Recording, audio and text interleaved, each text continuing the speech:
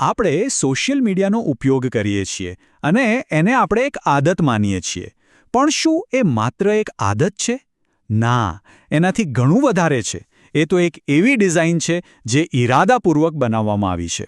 તો ચાલો આજના આ વિશ્લેષણમાં એ જ ડિઝાઇનનું રહસ્ય ખોલીએ. ક્યારેય એવું બન્યું છે કે બસ એમ જ ફોન હાથમાં લીધો હોય અને પછી કલાકો ક્યાં નીકળી ગયા એની ખબર જ ન પડી? આ જે સ્ક્રોલિંગ છે એને રોકવું આટલું બધું મુશ્કેલ કેમ લાગે છે? ચાલો આજે એનું જ કારણ શોધીએ. અને જુઓ, જવાબ એ છે કે આમાં ઈચ્છાશક્તિની કોઈ કમી નથી. આ તો ખરેખર તો આપણા હજારો વર્ષ જૂના મગજ અને આજના આ સ્માર્ટ ટેકનોલોજી વચ્ચેની એક એવી લડાઈ છે જેમાં પલડું ટેકનોલોજી તરફ જ ભારે છે. ચાલો સમજીએ કે આ આખી રમત કેવી રીતે ગોઠવાય છે. તો આ આખી ડિઝાઇનને સમજવી હોય ને તો સૌથી પહેલાં એ સમજવું પડશે કે એ આપણા મગજને કેવી રીતે નિશાન બનાવે છે. અને એની શરૂઆત થશે મગજની અંદર ચાલતી કેમિસ્ટ્રીથી. આપણે બધાએ ડોપામાઇનનું નામ તો સાંભળ્યું જ છે, હે ને? એને ફીલ ગુડ કેમિકલ કહે છે. પણ અહીં જ એક મોટો ટ્વિસ્ટ છે. આધુનિક ન્યુરોસાયન્સ કહે છે કે ડોપામાઇન આનંદનું નહીં પણ શોધનું કેમિકલ છે. મતલબ કે એ આપણાને સતત કંઈક નવું શોધવા, કંઈક મેળવવા અને ઈચ્છા કરવા માટે દોડાવ્યા કરે છે. પછી ભલે તેમાંથી સાચો આનંદ મળે કે ન મળે. વૈજ્ઞાનિક કેન્ટ બેરીજે આ બે બાબતો વચ્ચેનો તફાવત બહુ સરસ રીતે સમજાવ્યો છે. એક છે ઈચ્છા કરવી અને બીજું છે એને પસંદ કરવું. ડોપામાઇન છે ને એ આપણી ઈચ્છાવાળી સિસ્ટમને ચલાવે છે અને આ સિસ્ટમ આપણી પસંદગી એટલે કે સંતોષની સિસ્ટમ કરતાં અનેક ગણી વધારે શક્તિશાળી છે.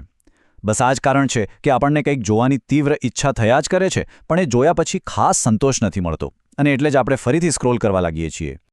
તો આ આખી પ્રોસેસ મગજમાં એક ચોક્કસ રસ્તા પર થાય છે. જુઓ, જેવું મગજનો VTA નામનો ભાગ કોઈક રિવોર્ડની અપેક્ષા રાખે છે, તરત જ ડોપામાઇનનો જાણે કે ધોધ છૂટે છે. આ સિગ્નલ NACC સુધી પહોંચે છે અને આપણી ઈચ્છાને એકદમ એક્ટિવ કરી દે છે. અને ખબર છે, આ લૂપ એટલું બધું મજબૂત હોય છે કે આપણું જે તાર્કિક મગજ છે એટલે કે પ્રીફ્રન્ટલ કોર્ટેક્સ એ પણ ઘણીવાર તેની સામે લાચાર બની જાય છે. આ તો બરાબર પાવલોના કૂતરા જેવી વાત થઈ ગઈ. જેમ પેલી ઘંટડીના અવાજથી કૂતરાના મોઢામાં પાણી આવી જતું હતું, બસ એ જ રીતે આપણા ફોન પરનું લાલ ટપકું કે પછી નોટિફિકેશનનો અવાજ આપણા મગજમાં સીધો ડોપામાઇનનો સ્પાઇક લાવે છે. અને સૌથી રસપ્રદ વાત તો એ છે કે આ સ્પાઇક છે ને એ વાસ્તવિક લાઇક કે કમેન્ટ વાંચવાથી જે આનંદ મળે એના કરતાં પણ વધારે શક્તિશાળી હોય છે. એટલે કે આખી રમત અપેક્ષાની છે, પુરસ્કારની નહીં. તો આ તો થઈ આપણા મગજની અંદરની વાત. હવે જોઈએ કે આ ટેકનોલોજી કંપનીઓ આ જ બાયોલોજિકલ સિસ્ટમનો ફાયદો ઉઠાવવા માટે એમની એપ્સને કેવી રીતે ડિઝાઇન કરે છે. મનોવૈજ્ઞાનિક BF સ્કિનરે એક વાત સાબિત કરી હતી કે જ્યારે કોઈ રિવોર્ડ અણધાર્યો હોય એટલે કે ક્યારે મળશે એ ખબર ન હોય ત્યારે આપણી વર્તણૂક સૌથી વધારે મજબૂત બને છે. અને સોશિયલ મીડિયા બરાબર આ જ વેરિયેબલ રેશિયોના સિદ્ધાંત પર ચાલે છે.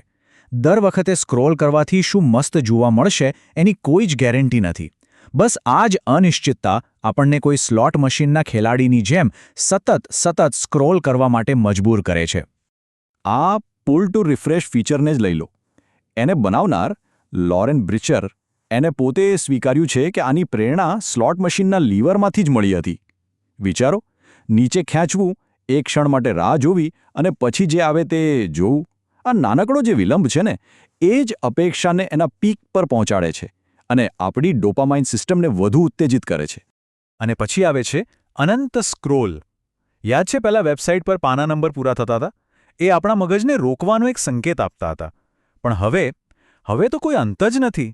અઝાર રસ્કીને બનાવેલી આ ડિઝાઇન આપણા મગજની કુદરતી વૃત્તિ એટલે કે કોઈપણ કામને પૂરું કરવાની વૃત્તિનો જ લાભ ઉઠાવે છે અને આપણને ક્યારે એવું ફીલ જ નથી થવા દેતી કે હવે બસ પૂરું થયું. અને લાઇક્સ અને કમેન્ટ્સ એ શું છે? એ ખરેખર તો સામાજિક માન્યતાના નાના ડોઝ છે. દરેક લાઇક આપણા મગજને એક નાનકડો, કહી શકાય કે નકલી આનંદનો ઝબકારો આપે છે, જે આપણને વધારે ને વધારે પોસ્ટ કરવા અને એ જ ફીડબેક લૂપમાં ફસાયેલા રહેવા માટે પ્રોત્સાહિત કરતું રહે છે. ઓકે, તો અત્યાર સુધી આપણે ડિઝાઇન અને મગજની વાત કરી. પણ ચાલો હવે એ જોઈએ કે આ સતત ડોપામાઇન સ્પાઇક્સ અને આ બધી ડિઝાઇન ટ્રિક્સની આપણા મગજના સ્વાસ્થ્ય પર લાંબા ગાળે ખરેખર શું અસર થાય છે. અને હા, આ પરિણામો કદાચ થોડા ચોંકાવનારા લાગી શકે છે. મિશિગન સ્ટેટ યુનિવર્સિટીમાં એક બહુ જ રસપ્રદ પ્રયોગ થયો. એમાં જોવામાં આવ્યું કે જ્યારે જોખમી નિર્ણયો લેવાની વાત આવે ત્યારે જે લોકો સોશિયલ મીડિયાનો વધુ પડતો ઉપયોગ કરે છે એમનું પ્રદર્શન બરાબર એવા લોકો જેવું જ હતું જેમને કોઈ પદાર્થનું વ્યસન હોય. તમે જુઓ, બંને જૂથોએ સ્વસ્થ લોકોની સરખામણીમાં ઘણા ખરાબ નિર્ણયો લીધા. આ આંકડા પોતે જ બધું કહી દે છે. અને વાત ખાલી જોખમી નિર્ણયો લેવા પૂરતી સીમિત નથી. બીજા અભ્યાસોએ તો એ પણ બતાવ્યું છે કે સ્માર્ટફોનનો વધુ પડતો ઉપયોગ કરવાથી આપણા પ્રીફ્રન્ટલ કોર્ટેક્સની આવેગને કાબૂમાં રાખવાની ક્ષમતામાં 35% જેટલો ઘટાડો થઈ શકે છે. સીધા શબ્દોમાં કહીએ તો આપણી ધીરજ અને આપણો આત્મનિયંત્રણ બંને ઘટે છે. આની અસર આપણા મગજના તરંગો એટલે કે બ્રેન વેવ્સ પર પણ સ્પષ્ટપણે દેખાય છે. સોશિયલ મીડિયા શું કરે છે?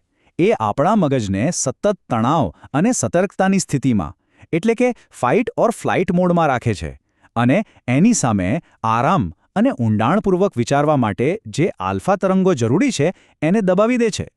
આનું પરિણામ માનસિક થાક અને ધ્યાન કેન્દ્રિત કરવામાં સતત મુશ્કેલી. હવે આ બધી માહિતી સાંભળીને ચિંતા થવી સ્વાભાવિક છે, પણ એનો હેતુ ડરાવવાનો બિલકુલ નથી, પણ જાગૃત કરવાનો છે. અને સારા સમાચાર એ છે કે આપણે આ નિયંત્રણ પાછું મેળવી શકીએ છીએ. ચાલો હવે એવી કેટલીક નક્કર રીતો પર નજર કરીએ જેનાથી આ શક્ય બને. લેખક કેલ ન્યૂપોર્ટ આના માટે ડિજિટલ મિનિમલિઝમનો એક સરસ વિચાર આપે છે. હવે આનો અર્થ એ નથી કે ટેકનોલોજીને તદ્દન છોડી દેવી, ના, પણ એનો ઉપયોગ સભાનપણે કરવો. મતલબ કે ફક્ત એ જ એપ્સ અને પ્લેટફોર્મનો ઉપયોગ કરવો જે આપણા જીવનના સાચા ધ્યેયો અને મૂલ્યોને સમર્થન આપતા હોય, અને બાકીના બધા ઘોંઘાટથી સભાનપણે દૂર રહેવું. આ સિદ્ધાંતને અમલમાં મૂકવાની કેટલીક બહુ જ પ્રેક્ટિકલ રીતો છે. જેમ કે ફોનમાંથી બિનજરૂરી સોશિયલ મીડિયા એપ્સ ડિલીટ કરી નાખવી, સ્ક્રીનને કલરફુલમાંથી બ્લેક એન્ડ વ્હાઇટ એટલે કે ગ્રે સ્કેલ કરી નાખવી, જેથી એનું આકર્ષણ જ ઘટી જાય, અને અમુક સમયે ડિજિટલ ઉપવાસ કરવો, જેથી મગજની જે ડોપામાઇન સિસ્ટમ છે એ ફરીથી સંતુલિત થઈ શકે. અને અંતે આ એક સવાલ આપણી જાતને પૂછવા જેવો છે. જો આ બધા પ્લેટફોર્મ પર આપણું ધ્યાન જ વેચાતી વસ્તુ હોય, આપણું ધ્યાન જ પ્રોડક્ટ હોય, તો આપણે એની શું કિંમત ચૂકવી રહ્યા છીએ? આપણું ધ્યાન, આપણો સમય અને સૌથી અગત્યનું આપણી માનસિક શાંતિ. આજના આ ડિજિટલ યુગમાં કદાચ આનાથી વધુ મૂલ્યવાન બીજું કંઈ જ નથી.